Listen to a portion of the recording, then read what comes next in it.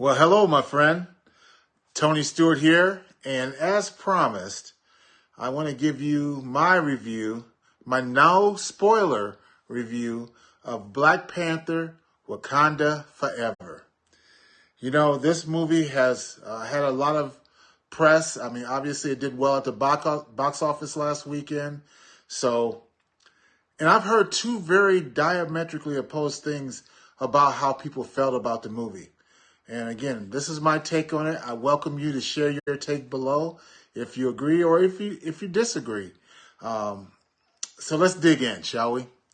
Number one, the movie is quite a journey. A lot of emotions in it. Obviously, with the passing of Chadwick Boseman, there's his shadow hangs heavy over the whole movie. Now, this is a superhero movie, mind you. And it's a 3-hour superhero movie. Let me point that out first. It's a 3-hour superhero movie. And one of the things I think is that the movie could have cut out probably an hour without losing anything. There's definitely parts in the movie where the movie just kind of goes slowly. And the worst thing a movie can do, and this actually happened to me, the worst thing it was, during a Marvel movie, I checked my watch. Now, you know that's not necessarily a good thing. However, I will say that the acting is incredible by some of the people. Angela Bassett, she should get an Oscar award for the regal strength that she brings to the role. So some of the acting on there was just incredible. Now, some wasn't, and you'll know what I mean when you see it, if you see it. But they did a great tribute to him at Chadwick Boseman at the beginning. And then they had a great tribute to him at the end with a little bit of a twist that sets up future movies.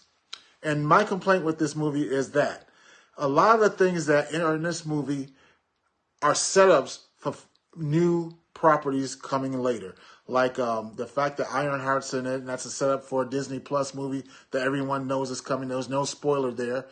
These things are kind of setups, but you want something to actually happen in the movie. And so I can't give it like this raving thing. Now, I will say this.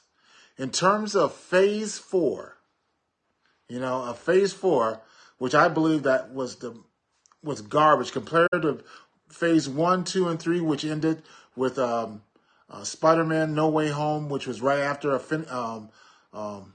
Endgame. This movie is probably one of the two best things that come out of Phase 4.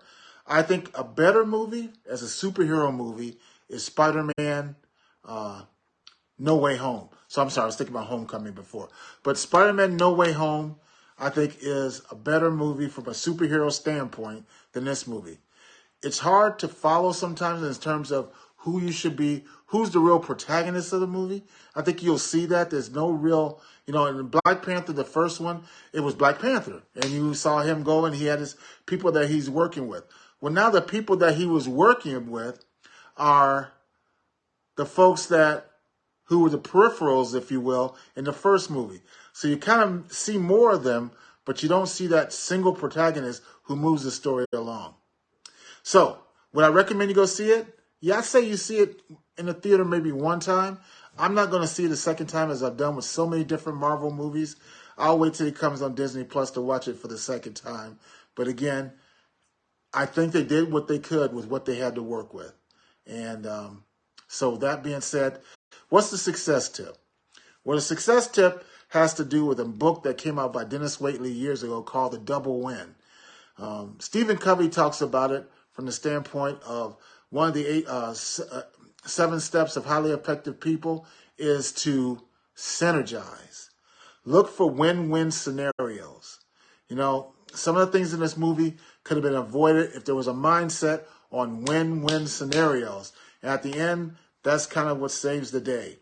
So you'll know what I mean when you see that movie. But when you're interacting with people in your affairs, in your business, making things happen, look for what's good for not only you, but look what's good for them. and find those ways that you can synergize and have great things happen so no one has to lose. As Dennis Waitley says in his book, you can truly have the double win. Well, that's it for this week, my friends. Black Panther, Wakanda Forever, mixed. Some people think, hey, Chadwick Boseman should have been recast. They should have got another Black Panther in there. I heard his family even said that. They did what they could, I believe, with keeping Chadwick Boseman as the Black Panther. Again, I'd see it one time. Remember, it's 3 hours long. There's nothing after the final credits, unlike a lot of Marvel movies, but there is something pivotal in the mid-credits. So you want to stay for that. You'll know what I mean. It's a little bit of a twist. And like I said, as a lot of things in this movie, it sets up future movies. Have a great one. Be blessed. Make this week a masterpiece. And I'll talk to you next time.